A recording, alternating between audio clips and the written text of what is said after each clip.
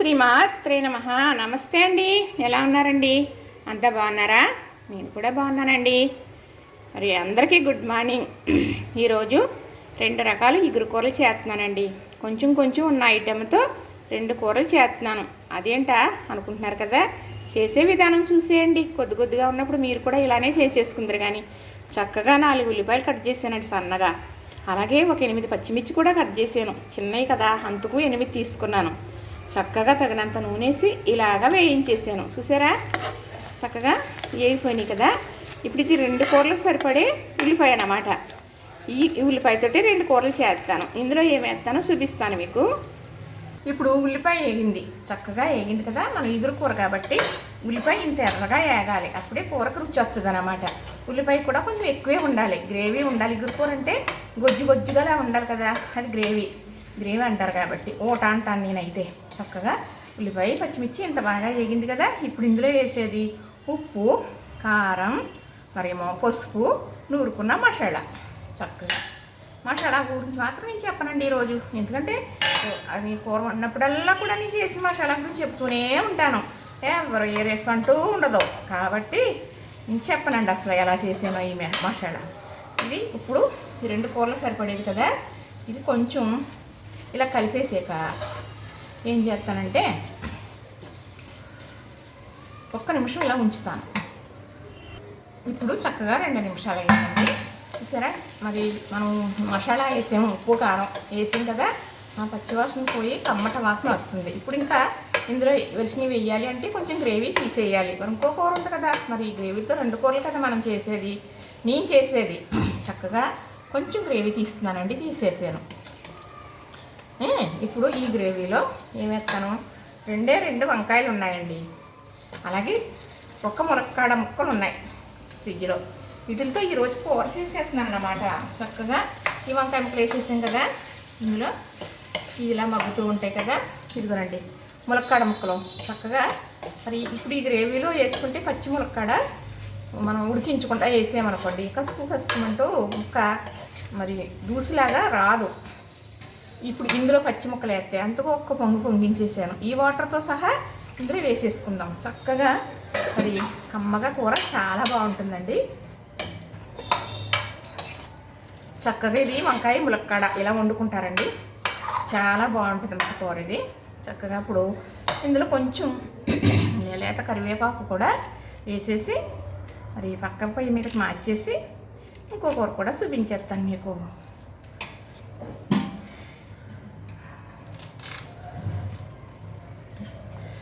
చక్కగా అయిపోయింది కదా. ఇప్పుడు ఇది ఇలాగా పక్క స్టవ్ మీద మార్చుకుంటాను. ఇప్పుడు అన్నీ వేసిన గ్రేవీ కొంచెం ఈ పాన్లో వేసుకున్నాను కాబట్టి ఇంతకుముందు ఇందులో పోపు వేయించేసి తీసేసానండి. ఇదిగో ఎండుమిరపకాయలు, వెల్లుల్లిపాయలు, జీలకర్ర, ఆవాలు, అలానే కరివేపాకు. చక్కగా ఈ కూరకి పోపు వేయాలి తర్వాత. అందుకు పోపు వేయించి తీసేసి గిన్నెలో పక్కన పెట్టుకున్నాను కదా. ఇది శనగపప్పు అండి. ఈ శనగపప్పు ఉడికించి పక్కన పెట్టుకున్నాను. అయితే నేను పులిహోర కోసం చేశాను కుడువుల్లోకండి, చెత్త మిగిలిపోయింది. సరే అనేసి ఫ్రిడ్జ్లో పెట్టాను. మనకు ఆ సౌకర్యం ఉంది కదా, మరి లేదంటే ఇలా పప్పు ఉడికించి పక్కకు పెట్టుకుని నేను ఇప్పుడు చేసే కూర విధానం మీరు కూడా చేసుకోవచ్చు చక్కగా. నేనైతే మొన్న శనగపప్పు ఇగురు నేను షార్ట్లో ఇది ఏం కూర చెప్పకుండా పెట్టానులేండి. అది చూసి చేసే విధానం చెప్పొచ్చు కదా, ఎలా చేశారండి అని అడిగారు కాబట్టి ఈరోజు నేను చేసి చూపిస్తున్నానండి. ఉల్లిపాయ పచ్చిమిర్చి వేగిన తర్వాత ఇంత మసాలా ముద్ద వేసుకుని ఉప్పు, కారం, పసుపు వేసుకుని చక్కగా ఇలా వచ్చిన తర్వాత ఇప్పుడు ఉడికించుకున్న శనగపప్పు ఇందులో వేసేసుకుంటున్నాం. చూసారు కదా. అంటే మరి కూర ఎలా చేసేవారంటే శనగపప్పు ఉడికేటప్పుడు అది ఎసరు పెట్టి అసట్లో దేవి వేసేవారు అనుకోండి. వేసింది ఉడుకుతూ ఉంటుంది కదా, అప్పుడు సగం పప్పు ఉడికింది అనేటప్పటికి ఉల్లిపాయ ముక్కలు, పచ్చిమిరపకాయ ముక్కలు వేసుకునేవారు. ఉల్లిపాయ పచ్చిమిర్చితో పాటు పప్పు బాగా ఉడికేది. అప్పుడు ఉప్పు, కారం, పసుపు వేసి ఉడికేటప్పుడు సందికల మీద నూరుకున్న మసాలా ముద్ద ఏమీ కదండి, ఒక ఎల్లుల్లిపాయ, అల్లం ముక్క, ఇన్ని ధనియాలు, జీలకర్ర చక్కగా నూరేసి ముద్ద పట్టుకొని చేసేసేవారు. ఇది ఇంకా మరి అనకూడదండి చికెను మటను అని, అంతగా మించిపోయి ఉంటుంది అన్నమాట. అది ఉడుకుతుంటే చక్కగా మంచి కమ్మట స్మెల్ వస్తుంది. ఆ తర్వాత ఏం చేసేవారు, చక్కగా ఇలాగా పోపు తిరమాత పోసేవారు. మరి ఆ కూర ఎంత బాగుంటుందో తెలుసా అండి. మా వారు ఐడియా ఇచ్చారు ఈరోజు. నేను పులుసు పెడదాం అనుకున్నాను, ఇగురు వండుకుంటే బాగుంటుంది కదా అని అన్నారు. సరే అనేసి అంటే ఆయన వేసుకోరండి శనగపప్పు, దెబ్బ ఉంది, అందుకు నేను ఇగురు చేస్తున్నాను. చూపించమని అడిగారు కాబట్టి కూడా నేను చేస్తున్నాను. శనగపప్పు ఇగురు కూడా చాలా బాగుంటుంది. కూర ఏమీ లేనప్పుడు శనగపప్పు ఇగురు వండేసుకుంటారండి, చాలా రుచిగా ఉంటుంది. ఒక్కసారి ట్రై చేస్తే మీకే అర్థమవుతుంది. ఇప్పుడు దీనిపై మూత వేసుకుందాం. ఇప్పుడు ఈ కూర ఎంతవరకు అయిందో చూద్దాం.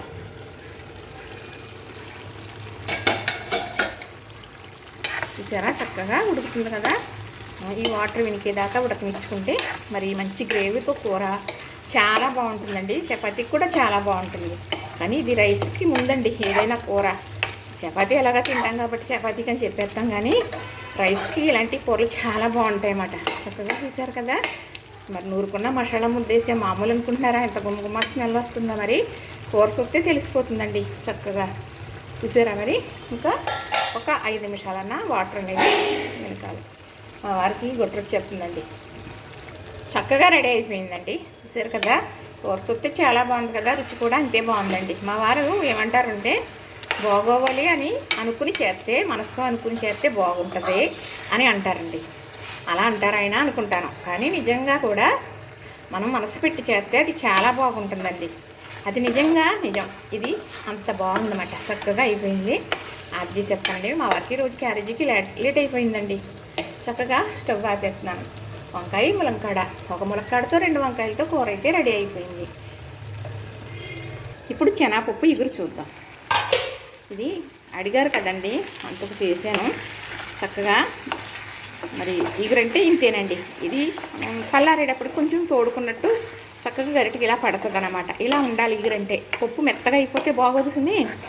రుచి మామూలుగానే అటు ఇటుగా ఉంటుంది, కానీ చూడటానికి కూడా బాగోదు. ఇగురు అంటే ఇలా ఉండాలి. ఇప్పుడు ఇగురు అయితే అయిపోయింది కదా. చక్కగా ఈ పోపు వేపు పక్కన పెట్టుకున్నాను కదా, చక్కగా వేసేసానండి. ఇలాగా మనం అంటే కూర అయ్యాక తాలింపు వేపుకుని వేసుకుంటారు, నేను పక్కన పెట్టేసుకుంటాను అదే కళాయిలో వేపేసి తీసేసి. చక్కగా శనగపప్పు ఇగురు చూసారా ఎంత బాగుందో. చాలా బాగుంటుందండి. మనం అలాగే ఇప్పుడు నేను చెప్పాను కదా, ముందు రైస్కి, తర్వాత కూర ఉంటుంది కాబట్టి చపాతీ తింటాం కాబట్టి చపాతీలోకి 2 కూరలు రెడీ అయిపోయాయండి. చూసారా. నచ్చిందా? లైక్ చేయండి, షేర్ చేయండి, సబ్స్క్రైబ్ చేయండి. చూసిన వారు లైక్ షేర్ ఏమండి, కమెంట్ పెట్టరేంటి? మరి ఇంకెప్పటికి ఎదరికి పంపిస్తారు? చూస్తున్నారు కదా. చూసిన వారు అందరూ కూడా లైక్ చేయండి, అలాగే కామెంట్ పెట్టండి. చక్కటి కూరలు, మరి ఇలాంటి చక్కటి మాటలు కూడా చెబుతూ ఉంటాను. మీరు మీ ఎంకరేజ్ ఉన్నదనుకోండి, తప్పకుండా నేను